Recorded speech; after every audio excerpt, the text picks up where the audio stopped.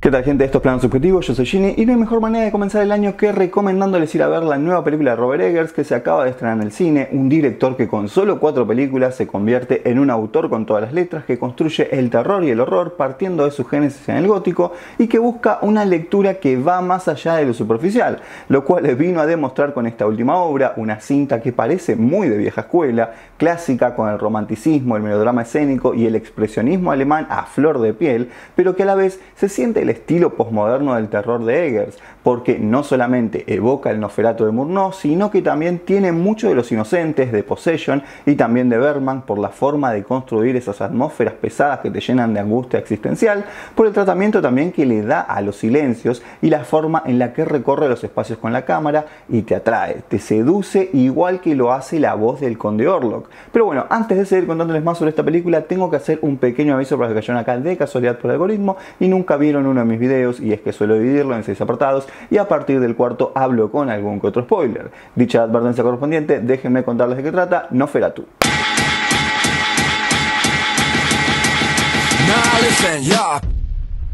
Película estadounidense de terror gótico que se estrenó el 2 de enero del 2025 en la gran mayoría de los cines del mundo. Tiene una duración de 2 horas con 12 minutos. Está escrita y dirigida por Robert Eggers. Imagino que todo el mundo ya sabe que es una nueva versión de la película muda Nosferatu de 1922, dirigida por el director alemán Murnau, quien se inspiró en la novela Drácula de Bram Stoker, publicada en el año 1897. Pero para no pagar los derechos de autor, hicieron algunos pequeños cambios en la historia, como también al nombre de los personajes y al título. Hay muchas adaptaciones, tanto de Nosferatu como de Drácula, pero Eggers toma como inspiración principal la película de 1922 y la novela original para darle forma a su propia versión. Robert Eggers es un director que se hizo conocido por La Bruja en el año 2015, luego hizo El Faro en 2019 y El Hombre del Norte en el año 2022.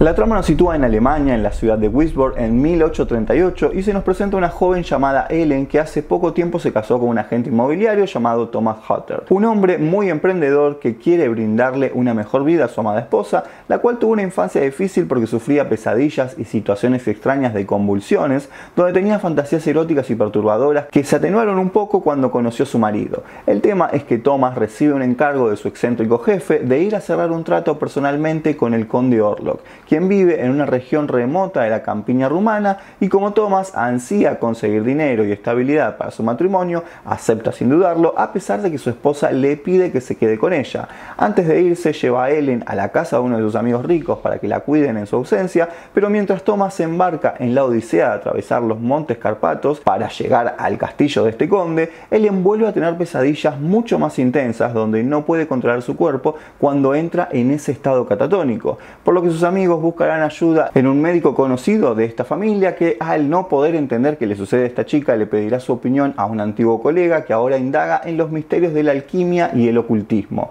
Es así como el profesor von Franz, al examinarla, se da cuenta que lo que le acecha a Ellen es un mal que no puede combatirse a nivel físico, sino a nivel espiritual, porque está más allá de nuestra comprensión y será tarde cuando se den cuenta que este mal está camino a Wisborg.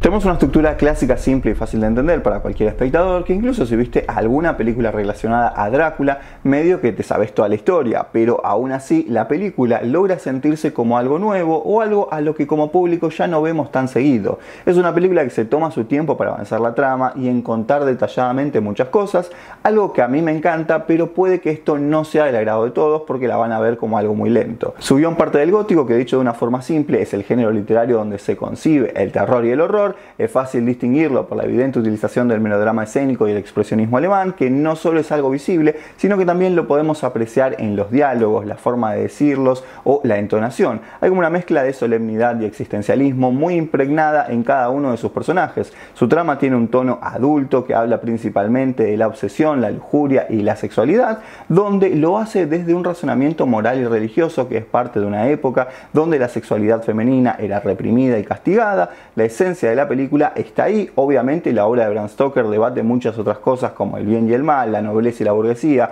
o el pasado y el presente desde lo pagano y la religión, que también funciona como una advertencia sobre los peligros de ceder a nuestros deseos. Eso también está en esta película, pero para reforzar todo lo que le estaba diciendo antes. Por eso se hace mucho énfasis en mostrar mucho la mirada de los personajes masculinos sobre Ellen, que funciona como una especie de comentario social. Igual cada espectador tendrá una lectura diferente porque seguramente en cada visionado se puede encontrar más símbolos, metáforas o alegorías. Lo único que creo que hay que tener en cuenta es que es una actualización del mito de Drácula que toma de varias adaptaciones para crear la suya propia. Aviso nuevamente que a partir de acá empiezo a hablar con spoilers. Bien, cuando hablo de que hay distintas lecturas es más que nada por el final, pero primero tengo que decir que la historia tiene una perspectiva de género muy marcada que no se puede negar. Durante toda la película se muestra el pensamiento de la sociedad de esa época y en especial la forma en la que se trata a las mujeres. El conde engaña a Thomas para que le entregue a su esposa mediante un contrato. Ellen no puede quedarse sola, tiene que estar bajo el cuidado de otros. La amiga le da a entender que tiene que superar o dejar atrás esa sensibilidad melancólica. Su sexualidad es tratada como una enfermedad e incluso la atan a una cama. Esto ella cerca del final se lo recalca a Friedrich y además hace notorio esto de que él nunca la quiso, como dando a entender que no es un buen ejemplo de cómo tiene que ser una mujer e incluso lo dice en algunos diálogos. Y acá es donde vemos más evidente la diferencia que se hace entre los personajes femeninos dentro de esa sociedad. Ana representa esas exigencias sociales, la idea de mujer que es madre y se encarga de la casa y la familia, nunca contradice a su esposo, algo que vemos que Ellen no duda en hacerlo en varias ocasiones.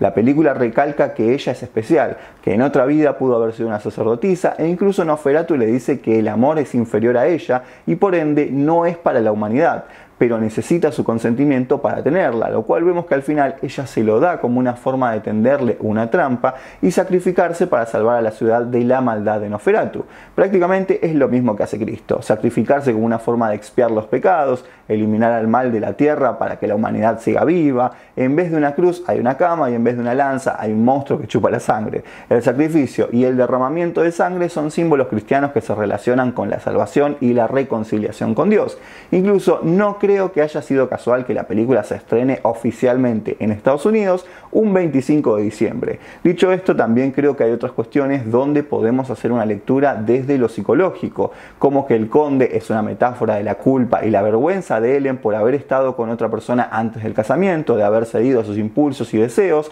cosa que en esa sociedad que se retrata en la película era algo por lo que se consideraba como una mujer impura. Entonces esa culpa de no cumplir el mandato social genera un impacto negativo en la salud física y emocional de Ellen y dificulta la construcción de una autonomía personal y sacar a la luz ese secreto representado como el demonio, el mal o la oscuridad misma en una sociedad del 1800 termina en una trágica muerte. Como ven, hay varias cosas que se puede sacar de esta película que, como tiene ella de protagonista, tiene una evidente perspectiva de género. Y con esto Robert Eggers no nos está diciendo todos los hombres son malos o algo por el estilo, sino dando una visión contemporánea sobre esa historia en particular. A su vez también plantea, por ejemplo, al personaje de Thomas como un estereotipo de lo que se espera de un hombre: casarse, generar riqueza, estabilidad y ser validado por una clase social para convertirse en una clase de hombre como su amigo Friedrich, que representa al hombre modelo de esa época. El personaje de Harnock retrata esa ambición desmedida por el poder que lo lleva a la locura. El Dr. Sievers es la razón atada al conocimiento de esa época. No es un personaje que sea malo, sino que actúa según como lo establece la sociedad en la que estudió y se maneja con esas herramientas. En cambio, el personaje del profesor von Franz representa al médico que cuestiona el saber actual, que existe algo más allá de la razón, y es como el intermedio entre la ciencia y las creencias paganas. Lo pagano obviamente lo vemos más representado en la escena de los gitanos, y por último tenemos al conde Orlok, el Nosferatu, que representa un mal que existe pero que desconocemos. Puede ser una lucha interna dentro de nosotros mismos, una voz que nos incita a hacer el mal, o también puede funcionar como una metáfora de aquello que está mal en nuestra sociedad, una especie de plaga o enfermedad que no vemos y que si no nos damos cuenta de ello nos termina devorando.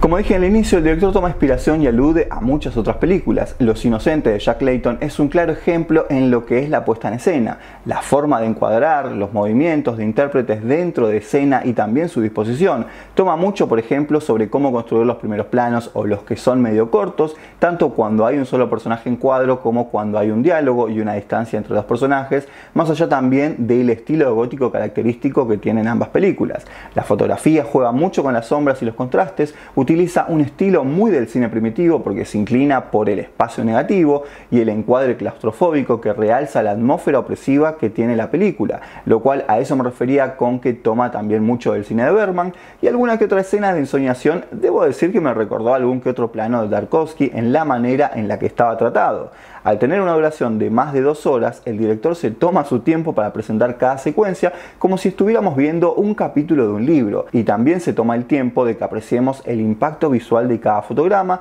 como la presentación también de cada personaje nuevo. Es innegable la calidad actoral de cada uno de ellos y demuestra la habilidad que tiene el director para sacar lo mejor de sus intérpretes, más si pensamos que 3 de los protagonistas vienen de rotundos fracasos en taquilla como en crítica, y acá la verdad son otra cosa completamente distinta. Por ejemplo, Lily Rose Depp está excepcional porque le da dramatismo necesario a su personaje, que genera esta idea dual de inocencia y sensualidad, una personalidad compleja que se transmite a la perfección con esos bruscos cambios de ánimos.